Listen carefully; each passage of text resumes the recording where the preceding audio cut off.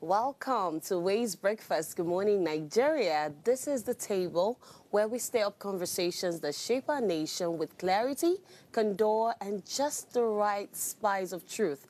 Now, this morning, the spotlight is on our president, Bola Ahmed Tinubu, who has just embarked on his 40th foreign trip since assuming office, jetting off to Japan, and we'll get to Brazil, and then with a little stopover in Dubai.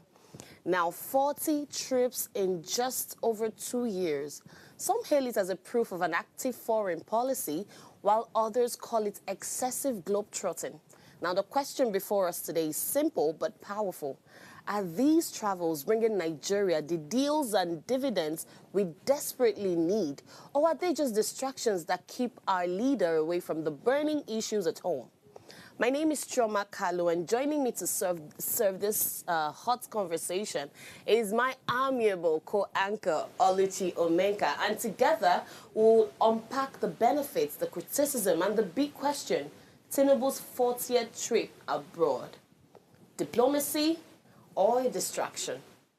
Now, before we go right into it, I want to meet my beautiful woman. Good morning, Oluchi. Good morning. You look dazzling. I can say so myself. Did you have a great weekend? I did. I had a great weekend. So I have this thing that I plan to do this week.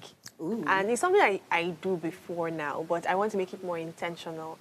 And that's to have a quotes collection. So I did see it somewhere, that quotes are just tiny snippets of wisdom or snippets of wise words, basically. And I'd like to just have a collection of them because I saw some amazing one over the weekend that make you think that how did somebody just come up with these?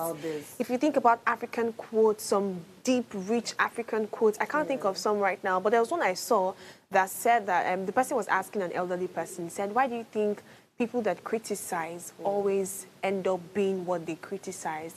And so the quote was like, if you look deeply into the hollow stares back at you as well. And so it was like, this is so deep. Imagine I am that person that is very vast with a lot of quotes and can explain it. It makes your conversation even rich. Do you understand? Because I'm the type that wants to discuss with people and I leave them thinking in that sense. Like, okay, how about we analyze this differently? So I'm about to start a quote collection in case you start hearing me sound like a wise woman. My lord. But but you are a wise woman. Okay, thank you. I think for me, one thing I think I want to do from now going forward is something I said I was going to do in January, but look at me, this is August. August, my sister. Is to have a gratitude jar where at the end of the week I get to put something I'm grateful for. Because I think it kind of helps me be grateful. Because in this country that we're living in, you can easily just drift and start being ungrateful, right? And I think some things I saw over the weekend kind of made me realize, this girl, God has sure blessed you, and we don't realize it. Sure. We don't express that gratitude enough. And so I feel like this is going to put me in check and help me balance out my, many activities. Exactly. There was something else I saw that said that we should start writing letters to our future self. Oh, have you ever done that? Yeah. I'm going to do mine soon. I'm going to write a letter that I'm going to read. Probably, I won't make it so long. Maybe a 3-year, 5-year gap. There's an app, I don't know, where you can send those letters and put a timing when you should send it back to you. I can't remember. I'll check for it. But it's actually fun. And there was this trend of videos where I went to lunch with my younger self. I don't know if you saw that trend. Oh, yeah, I did. I did that video. And oh, my God. I think it came from a particular poem that someone wrote and then it became viral. There are many things to reflect about as I humans. read a lot of people's, stories on how the lunch with their younger self went. And you find out that people are trying. People have been through stuff. People you look all glamorous, all cute. They've gone through it, And, I even tried to do one myself. And I dated it back, not foul, just 2021 here. And I'm like, hey, I used to be a very, very sad girl. Oh, my. In 2021, because a lot of things didn't seem to be working the way I wanted. You know how you plan your life, you graduate at 22, you do this one, you do that one, you marry at 24. I think everything because Nigeria... Have your first car by 21. I'm still entering buses. Oh my God. In 2021, I was really sad because a lot of things were not working the way I wanted. And I had a lot of questions. Am I going to be this person I want to be? Be. You know, because they were not, it was just very blurry, you know, it wasn't seeming like that. And then when I look back, I'm like, wow, I really did it. You know, I really made it. I'm proud I'm of not you. there yet, okay, but I'm so proud You've of seen myself. progress, yeah. You know, I told my younger self, we made it finally. We're happier now. Oh my God. And we're no longer bothered about things we don't have control over. We're just happy. Because a lot of people, you want to kill yourself on top of something you cannot control. It doesn't work like that. And I think with the way Nigeria is going right now, let go of what you cannot control. Yes. It gives you peace of mind. The rate of people that have high blood pressure in Nigeria. Younger people, in Younger fact, people. that's the most shocking one. Because I think it's an older person It's not an problem older person right thing. now. I saw a girl fall on the road yesterday, casually. Oh my. She was just walking and she fell. I mean, I saw people gathering. I'm wondering, what's happening? So this girl was just walking and she fell. And I'm like, people should check it. Some people are like, oh, she has taken drugs. I'm like, check it. It might be It's high not- blood it's pressure not, or yeah. low blood pressure. Because a lot of things are going on. People are depressed. Anyway, we hope this week is positive. I don't know. I really do hope for I believe it will be positivity. I positive. believe it I will be believe so. positive. I mean- But anyway, our president is out of the country. Again. For the 40th or 41st time, I don't 40th. What a very 40th. significant number. Oof. Anyway, I think that we're going to come back to this conversation, right? But before then, we're going to go on a short break and see what today, you know, going back in history, what today was. So we want you to stay with us. We'll be right back.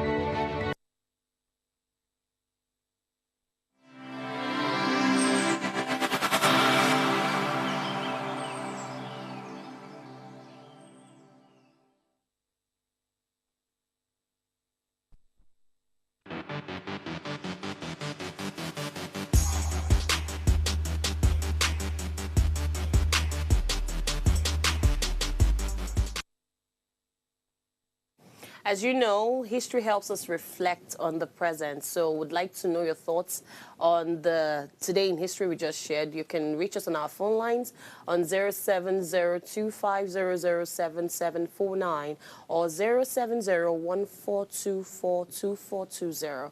And if you're yet to subscribe to our YouTube channel at Official Upgrade TV, click on the subscribe button now, like, and share the link, or you can tune in to channel 145 on GoTV so you don't miss any of the segments. It's now time for us to scan the headlines, shaping conversations here in Nigeria, and we'll be looking at The Punch, we'll be looking at Daily Trust, and we'll be looking at The Guardian, and we'll be starting with The Guardian newspaper as Oluchi takes us through it. All right, thank you so much. The Guardian has quite some interesting news, as Goodness will always say, interesting news. I'll start with the major headline that says over 10 banks, insurers risk forced merger in race for new capital. COAS reshuffles appoint new PSOS, GOCs, others commanders. Interesting. Kebbi government announces Zuru monarch's passing in London hospital. By-elections, opposition fragility exposed as APC tightens hold with 12 of 16 states. Afe Babalola canvasses better education sector to check insecurity. We'll have story on the EFCC. NIS deports 20 cyber criminals, 150 to follow. Pensioners deserve a duty of care and prompt payments. Above that, we see replacing Tinubu with Jonathan, not solution, but system overhaul, says Farotimi.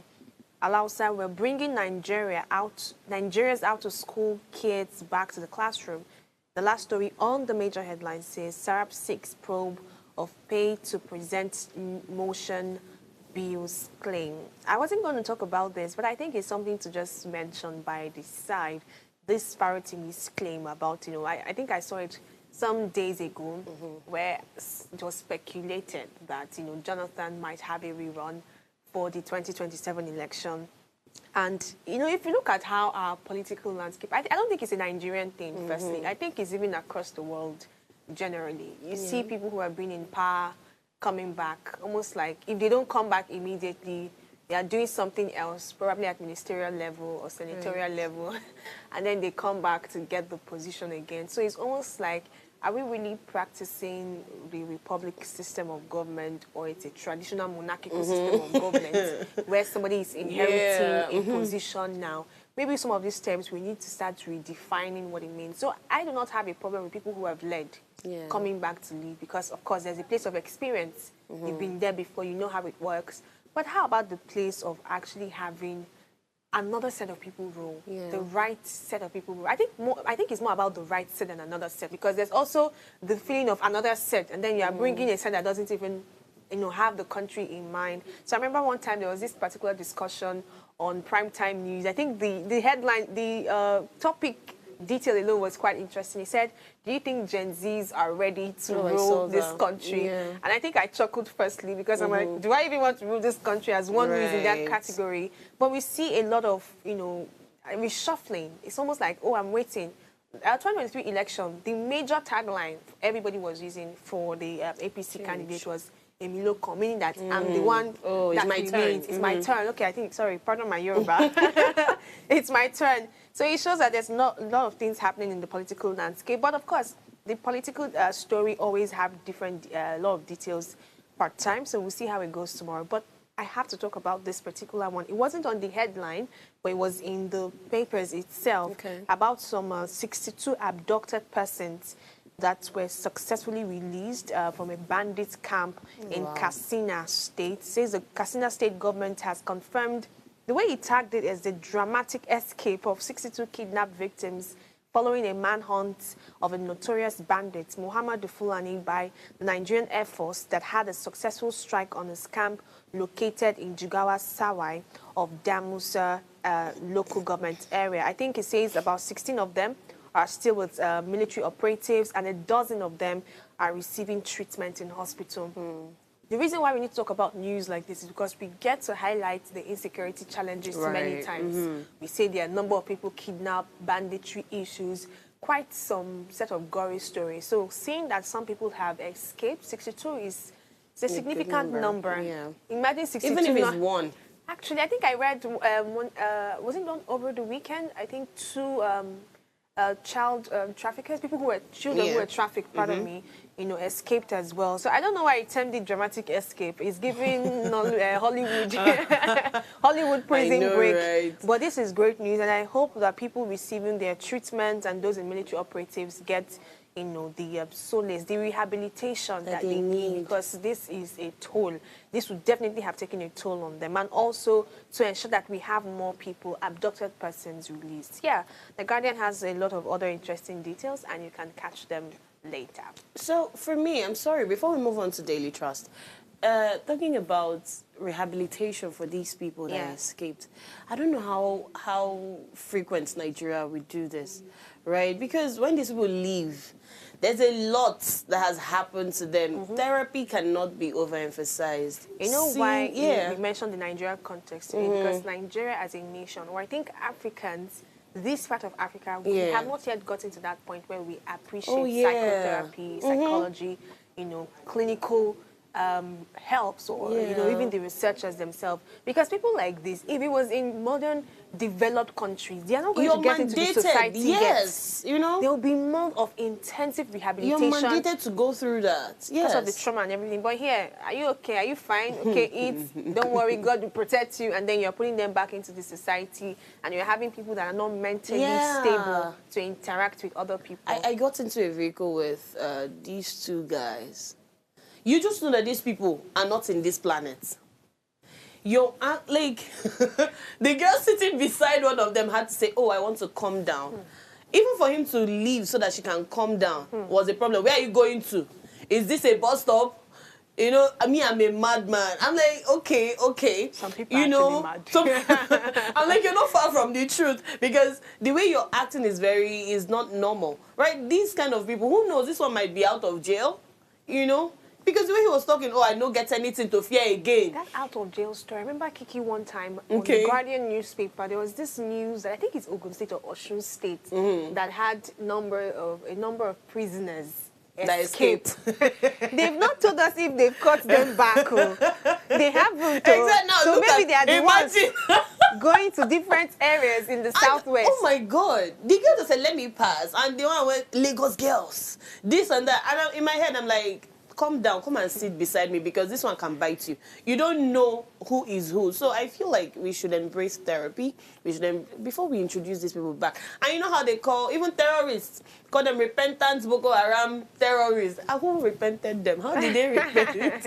You know, how do we ascertain this? Because it has to be the psychologist that deems you fit to be integrated back into the society. But unfortunately, we don't take that seriously. So looking at Daily Trust, we have many traders feared dead in Sokoto boat mishap.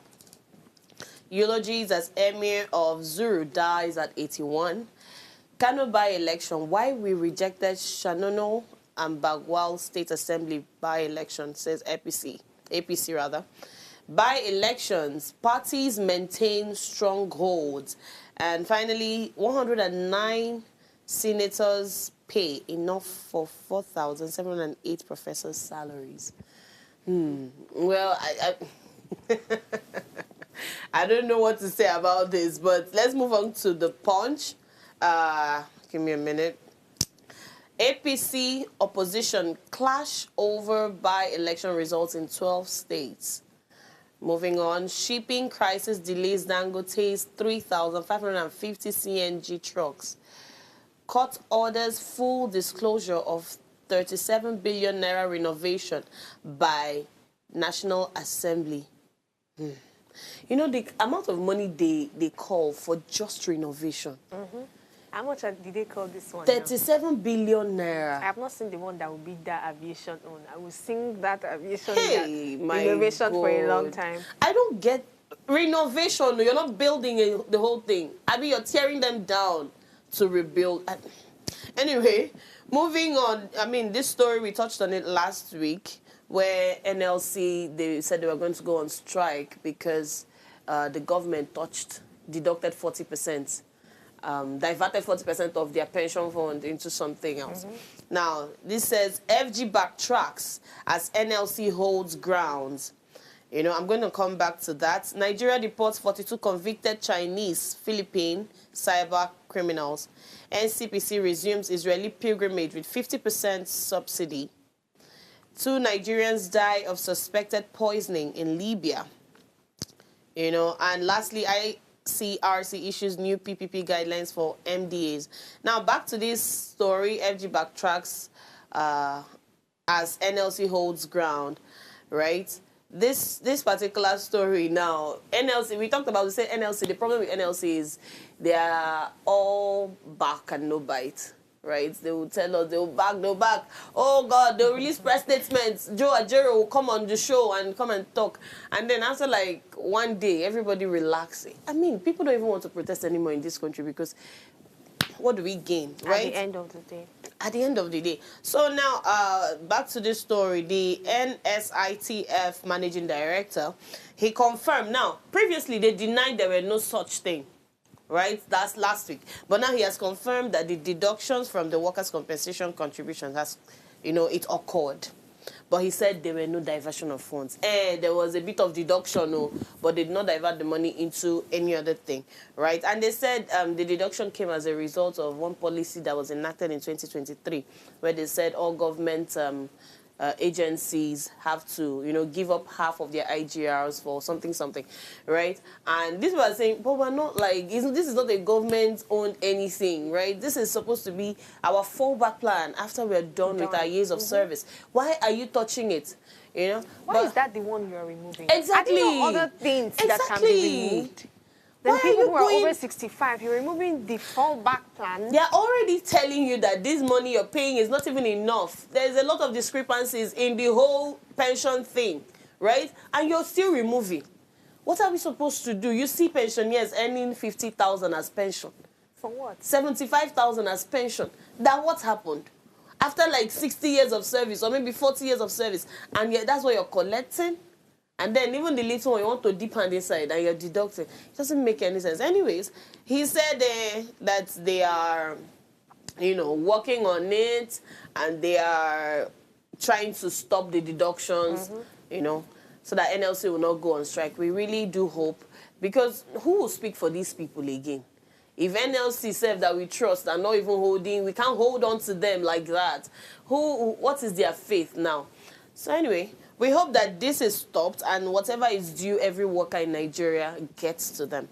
All right, that is all we have on the headlines this morning. We'll go on a short break, and when we return, we'll be diving into our hot topic, Tinubu's 40 trips abroad, diplomacy or distraction.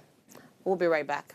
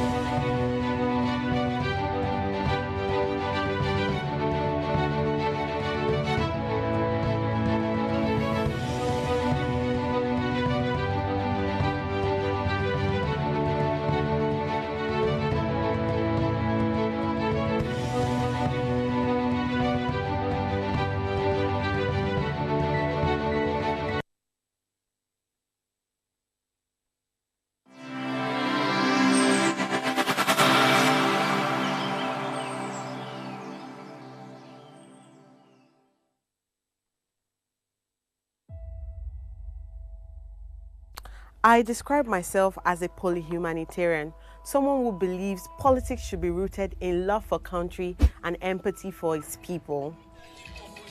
I'm thrilled to introduce to you Politics Uncensored, a show dedicated to tackling the political challenges that matter most to Nigerians. This is more than just a show. It's a space for honest, unfiltered conversations about the issues that shape our nation. From policy reforms to elections, leadership tussles to governance at all levels, and the overall political landscape in Nigeria. We will dive deep into how politics is impacting our everyday lives. So join me on this journey as we challenge the status quo, spark dialogue, and work together to build a brighter future for Nigeria. Let's make our voices heard and drive the change we deserve.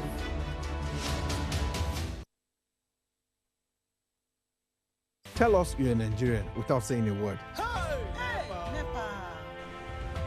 Energy security is one of the most pressing issues for many developing countries like Nigeria. And if there's going to be any meaningful progress, addressing our energy issues is non-negotiable. I need to see light from my house. Make them do something. Band A is expensive. I literally have to turn off all my appliances just to reduce costs. We need light. Introducing the Energy Outlook, your go-to show for everything energy. Every week, we'll bring you the latest insights, innovation, and in-depth analysis of Nigeria's energy sector. From policy discussions to regulatory insights, we'll analyze the key decisions influencing growth and sustainability in the energy sector. We'll bring you the human stories behind the headlines, giving you a personal perspective on the broader energy challenges. Join me every Friday at 6 p.m. for the Energy Outlook, your guide to the future of energy, where energy means business.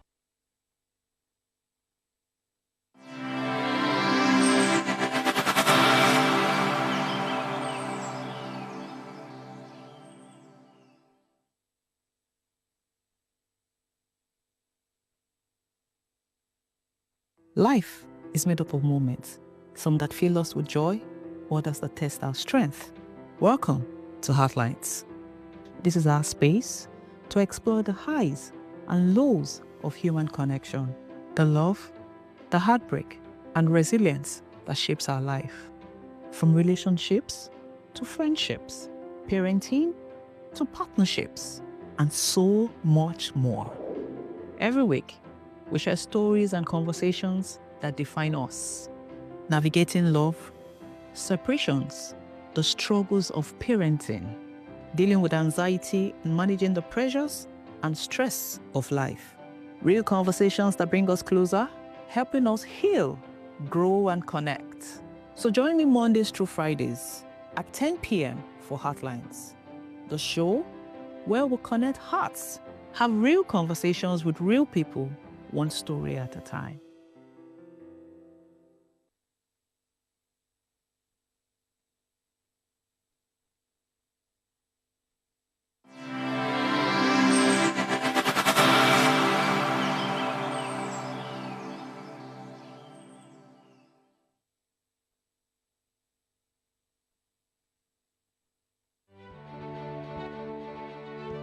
Nigeria, by extension Africa, battles a growing youthful population and with little or no meaningful engagement leaves a ticking time bomb on our hands. We are a blessed continent with great wealth, both in people and material. Our focus on ways remains driving conversations that affects us all. Topics in the news, social concerns, politics, leadership, governance, empowerment, resource management, conflict management, finance, SME sustainability, technological innovation, food security, health, education, brain drain, our well-being, citizenship, and much more. Our goal is to continuously drive these conversations, keep them burning at the table to effect a positive change, both for our nation and continent. Ways, what are you saying, has a secret ingredient that completes the conversation every single episode, and that ingredient is you. Our past conversations shaped our yesterday. To shape our tomorrow, we must keep talking. So, I want to hear you. Be a part of our live conversations Mondays through Fridays.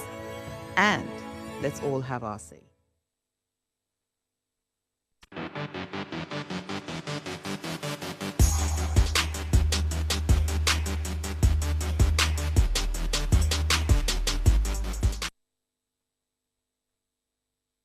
Welcome back, viewers. President Tinubu's 40th foreign trip to Japan for the TICAD 9 summit and then to Brazil for bilateral engagements has sparked heated debate. On one hand, the presidency insists that these diplomatic shuttles have attracted billions in investment pledges. On the other hand, many Nigerians ask, with insecurity, inflation, and unemployment biting hard, shouldn't the president spend more time at home tackling pressing issues, especially when these deals you go to close have not yielded tangible results? Anyway, we're going to dive in now to analyze what this really means to us Nigerians. And bringing it to our table, ladies, your president is out again. For the 40th time. For the 40th time in 2 years, well, in 2 years and a few months, right? I have a bit of data from the, you say I'm a data woman now, you have come again. From the ICIR, right? This data was provided in April 2025. President went on 13 trips in 2023. Went on 19 trips in 2024, and then 6 trips in the early, 2025. And now these ones now, they have crowned it all. talking about data, Right. the one I saw was actually comparing it because I wanted to know if it is an administration problem or is something we've seen before. So he said Tinubu already around his 40th foreign trip in just over a year. Buhari was also criticized for having made 50 trips in his 8 years. Jonathan, who is planning to come back, faced backlash to he spends 3.3 billion on about 20 trips in 2012 alone, and even other African leaders. So I think our question should even be broader. It should be beyond President Tinubu current administration. I think it's there's this one that came to my mind that actually just disappeared right now. Maybe it's like a to-do list as you are coming bucket list. Bucket list. As you are coming into office, you must do at least 100 trips so that we know that you are working and we know that you are just carrying out your responsibility. There are a number of ways to look at this, but I think I want to see it from an interesting point of view. Firstly, like, okay, this has caused a lot of uproar because there are reasons why, in quotes, the president has to travel for these foreign trips. You hear foreign investment, we have to improve our GDP, we have to, liaise with foreign bodies to make us even, stand on that global stage and be people that we can rapport with in that sense. But at the end of the day, if those trips are not translating quickly to the result that will make us not shout too much, do you understand? You are going on trips, fine. But are they translating? Your predecessors went on numerous trips as well. Buhari, 50 trips plus. Well, none of them translated to anything. Buhari's own was in 8 years. This guy is 2 years plus. And you've already done 40. Ha! Are you planning to touch every country on the globe? I don't know. Now, like you said, assuming we were seeing results, tangible results. I'm going to bring something that happened last week during Davido's wedding. Okay. Just to digress, my Governor Alex Oti, our governor, right, actually doing great job, by the way. So he went to Miami for that wedding, and somebody called him out that he has used state funds to go and attend wedding in Miami. And then I went to so there's this page I follow, and I went to the comment section. It was hilarious. People were like, we will sponsor the next trip. We will sponsor. Does he want to go to Florida? Does he want to go to Dubai? We will pay for him to go because we're seeing what he's doing. Absolutely. So even if he wants to go to the ends of the earth, he has our permission as Abia State people. Because now that's bringing it to the broader view, Nigerians. Assuming you're doing what you're supposed to do, this is the energy Nigerians will give you. Do you understand? This is the same energy. I mean, I was very excited when I saw that comment section because we were like, this man has done way too much for us to come and be backlashing him for just going. And for all we care, it might be his money he went with. So what's your business, really, right? And the reason we're angry is we want to see Nigerians are suffering. All these your trips, is it translating? Now, coming to, goodness is here with us. Beautiful goodness, audacious goodness. Thank you for joining us this morning. So I'm going to be asking you, right? Do you think Nigerians would we be wrong to demand a balance sheet of the cost implications of these trips? Well, we won't be wrong because the government are liable to answer the citizen questions, right? We put them on that seat and there should be transparency. So, but at the same time, as a president of a country, it's inevitable for you not to make foreign trips, to sign probably an MOU and everything. And before, like you were saying, that you've not seen a result, right?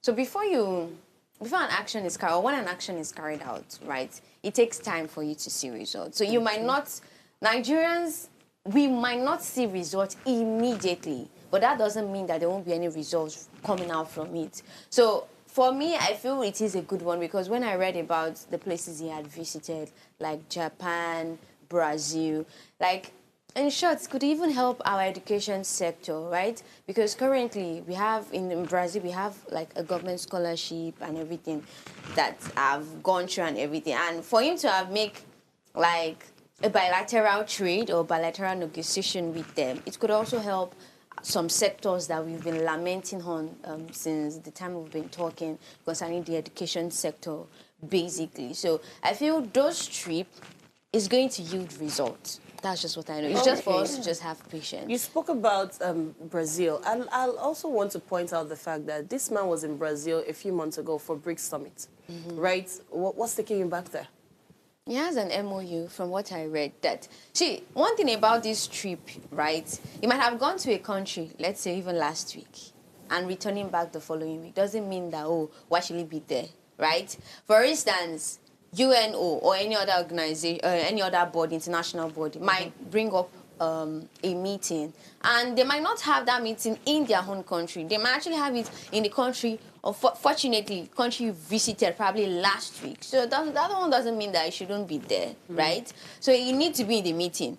And perhaps don't forget that Nigeria is the giant of Africa. So if they're having any meeting and a whole country representing the whole African continent is not in the meeting, then what's the essence of being the giant of Africa? Who told you that we're representing the African continent? Exactly. I think we overrate ourselves. We actually do. Let us At even the same get... time, No. at the same time, we're also representing the Africa. No, No, every I don't think we African are country at the has state that a we're in. representative. For What I'm these saying, don't summits, get me right? wrong, I'm not Okay. saying that Nigeria is representing all the African countries. Okay. I'm saying the status quo, what we've been given, the title we've been given, Giant that's what of I'm Africa. saying. I'm not saying that That's it. Nigeria is At this going to a point, we're meeting. dwarful. No, I'm not saying that Nigeria is going to a meeting to go and represent Ghana or to go and represent Me, I'm Syria. saying that No. let us remove that tagline from ourselves and start I think actually it's doing the work. self-deceit. Yeah. Start doing the work. Stop deceiving other nations. Do the work. Let's see you as a giant of the nation. Then you can come out and clearly see that. Even though currently we might probably be doing more than some other African countries, but we've given ourselves that hype for too long. I was going to react to something that she said. Yes, you mentioned that foreign trips are inevitable. Oh, absolutely. Nobody can disregard Right. that. We need to have these foreign trips if your nation is going to move forward, because a nation cannot stand on its own, an administration can't stand on its own. You need foreign investors, you need foreign arrangements. Just put it in any word that you want to. But you're forgetting that this is in the context of what Nigerians are also saying. You're coming from the angle of what a political analyst would. Because I also listened to political analysts discuss about this, and I think they mentioned that so far we've been able to generate, I think, 5.6 billion in foreign money early this year. But there was a clause to it. And that clause is what is getting Nigerians agitated. I said that 90% of that money is what you can call hot money, in quotes. Do you get it? So it means that there's still a whole lot to be done, and there's a whole lot of budget going into these trips. I believe that these trips are inevitable and we should have them. But on the other side of people who are looking up to you for solution, transparency is what we... Do you know that in this country, our leaders will avoid a lot of criticism if they become more transparent and accountable. They don't know that. But because sometimes they also have things not working well, they hide the transparency, and that's why we keep criticizing them. So the question should be, who did you meet? What was agreed on? What's the next step that we're taking? Let's see a follow-up every time. Not stories that are swept under. We're not doing any branding or marketing here. We're not doing, the president is not doing get ready with me to go to somewhere. So it's an intentional travel that we should see the aftermath, and Nigerians should be aware. So for the meetings he has been to, right, let's just use the few weeks now. Are you expecting Few weeks, it's 2 years, few weeks. Hold on. I'm talking about this weeks. You said that we should see aftermath. I'm right? not just talking about this week. Okay, That would from be the time unrealistic. from the time I'm talking about the 40 trips that have been made The so 40 trips far. included this year. Also, Yes, right? this one So made it's it not 40, excluded. yes. It's not excluded. So from all the 40 trips, what has been made? We've seen some investment in, foreign. I don't know how it was put, 5.6 billion. I just saw one figure like that, making us look like we're making progress. But he's still saying that some of them, we are making progress. I'm not trying to be a pessimistic person here. But what if we can see more being done? Because the budget being put in for this, I was even trying to get I think it was over 6 billion naira. But you know estimated that for you all know of you know this. that when it comes to transparency, right? It's not only the president of the country that actually needs transparency. No, we're calling on every government that's what I'm agency. saying, because Right. if you are putting all the focus on President Tinubu, he's not the only one that shares the bills of this country. His one is to allocate things, to sign bills into law, to give. That's why we have different arms of government, right? That's why we have the governors of different states. We have the local chairmen of different local government areas. President Tinubu cannot be the one to do the work of a governor, cannot be the one to do the work of a local government. His own work is to oversee everybody under him. So if you are saying that, oh, all this trip he has been making, we've not really seen the effect in the country. There might actually be an aftermath good result, but probably the governors or the people who he had allocated those specific duties to are not the one doing their jobs. Do you know that anytime we make some analogies on this table, trust me, it is not calling one person. It can be figurative when we pick a head to focus on. But that head is representing the body. The others. So it's not the head that we're focusing on. We're focusing on we should also not focus on him going for the trip. Because if you're saying you're not focusing on him. The topic right now is his trips. Yeah, that's what we're saying. His office making frequent trips. Exactly. Now, even in the analysis, we're including other government heads of departments. Now, hold on. He's making these trips, and presidents would never travel by himself. So he's going to go with all the governments? He's not going, understand this, he's not going with all of them. He's going with key stakeholders. What I am driving at is the cost implications of these trips. I'm seeing from data that Nigeria spent over 36.3 billion on international travels for presidency, covering everything from airfare to logistics and perhaps maintenance, right? Now, I'm not telling you don't travel. Like we've established, for foreign policy's sake, you are supposed to travel. For bilateral relations, you are supposed to travel. But now, who says, I've forgotten which World Summit it was, a particular country, something happened, and the president, immediately he heard it, got up and left in the middle of that conference. Do you understand? He left because his people were more important. Do you understand? I'm not saying you shouldn't go for these things, but there are things that come first. We've not even asked the question about how to actually attract this investment that you're going to seek for. Because there are some... I'm giving you stories based on some other things I read. I'm sorry to interrupt you. No, that's okay. He said that about 2% of all the investments so far been, searched for and looked for. Just few of them have been able to create long-term investment in jobs, in factories, and in some other things. So that's a very low percentage. Why are we not having as much investment in our nation on its own? I read one blog from someone, or I read in a blog where someone was saying that Africa is actually, something or a place to invest in majorly. It really is. Africa is going forward. And I think Nigeria can be at the front seat of whatever is happening in Africa. But we need to reorganize our home. Do you understand? A lot of reorganization needs to be done to even attract these people that you want. So I think if we start looking at it more holistically, rather than just, he has to travel, he has been traveling. You travel. If it's not translating to anything, expect me to talk and not just be folding my hands and saying again, he's not the only one responsible. For me, right, it doesn't have to be you all the time going for these trips. That's why you have people working with you. You have the vice president, you have... If it's a financial summit, you have Wale Edun, Minister of Finance, right? Send these people. It necessarily does not have to be you. I'm going to, this is really annoying. When this Yewata community in Borno. Yes, I remember that situation. He didn't, react immediately. And you would expect you're the president. We expect your speech immediately. Other people were already talking. I think the Pope even made a speech before the president.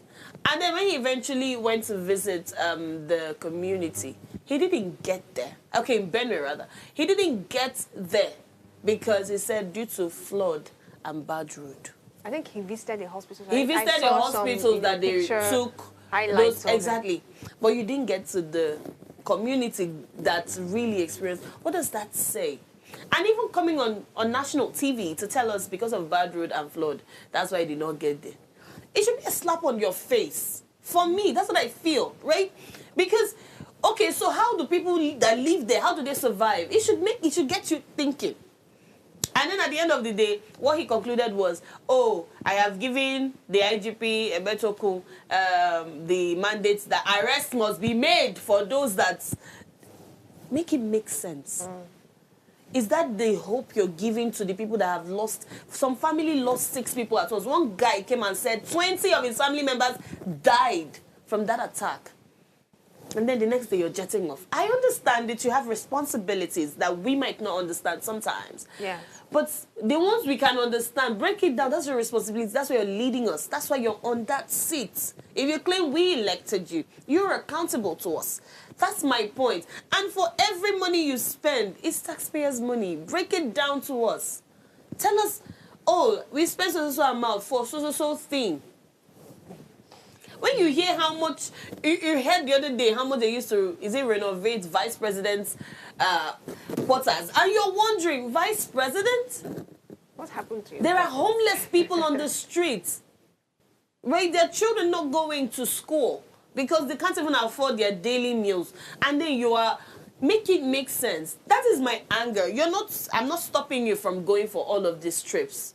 But if, like I use Alex Oti as a comparison, right? That one went for wedding. He went to Faji, you know? But there were people that were ready. We were okay. To sponsor we were ready to sponsor trip. the next stop he wants to make. Why? Because I'm sorry, but I'm from Abia State, so I can totally relate. I used to live in Port Harcourt, and before I would go home, maybe once a year.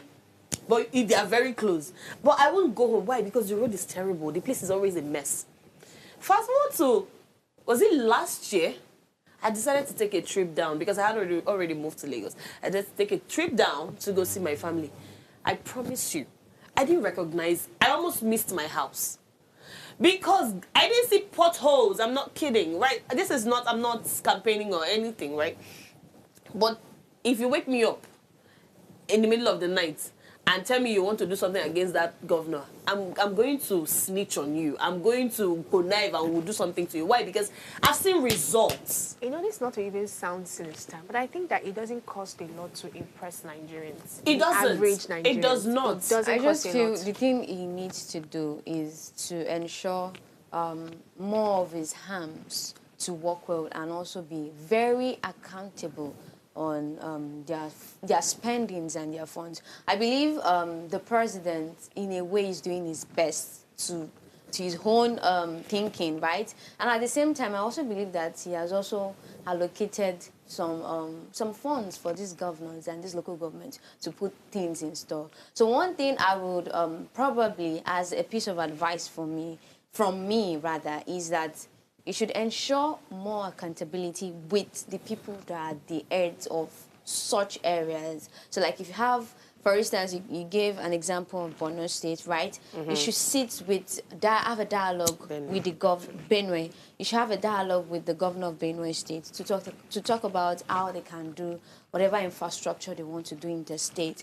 But at the same time, remember that in governance, we have different roles. He is the head, of course, and he's the one we are going to hold on to. But at the same time, there are responsibilities that are already being allocated to different arms of the government. So if we're talking about bad road in a particular state, for instance, in Lagos now, we have some roads that are state government owned, we have federal government owned, and we have local government owned. So if in your area, your local government roads are bad, you can't hold Tinubu, you hold the local government chairman. Absolutely. And if the state road, the major state road are bad, you can't hold the president, you hold the state governor, because all these rules are already been assigned to different bodies, and that's why we need efficient checks and balances. Like we really need that in this system of government. So, but if the federal government, if the federal roads or anything that have to do with the federal constituency and it's not really working with, then that's when we can actually hold the head, because he's the head, before we have the governors and the local government. So I feel that, fine, yes, we need transparency, and like I said, a foreign trip cannot be inevitable because we actually need that to also, in a way, boost our economy, different sectors in the country. But at the same time, lastly, that it should ensure we are Nigerians, and don't forget that human wants can never be satisfied. That is it. Take it or leave it. So whatever human wants can never be satisfied. I'm not saying that it cannot give us what we want. I think you can satisfy some of you our can't. wants. No. Okay. You can't satisfy human wants. All right, I think, well, generally, thank you for for your views, but generally, I think, like she said, Nigerians are not too hard to please. Give us the basic and we're good. I saw a report that says I think Nigeria came first in the most generous country. I'm like, we're poor, but we're generous. Who is generous in That's it? why the name. That's why the name was given to Nigeria. Anyways, I mean, it's a sad reality, but at the end of the day, Tinubu's 40th trip, foreign trip is not just about the miles flown, right? It's about priorities. Diplomacy matters. Partnerships matter. But Nigerians want to see the dividend of these travels reflected in their daily lives. Stable power, better jobs. I'm talking affordable food and security. Now, if foreign trips bring investments, then they are worth it. But if they remain promises on paper, they risk being seen as distractions. And in the end, leadership is not about how far you travel, but how deeply you connect with the people you lead. Remember, Nigeria's future should not just be negotiated abroad. It must be built right here at home. Anyway, until next time, do ensure you subscribe to our YouTube channel at Official Upgrade TV. Follow us on all socials and keep the conversation going. Have a wonderful day ahead and see you tomorrow. Bye for now.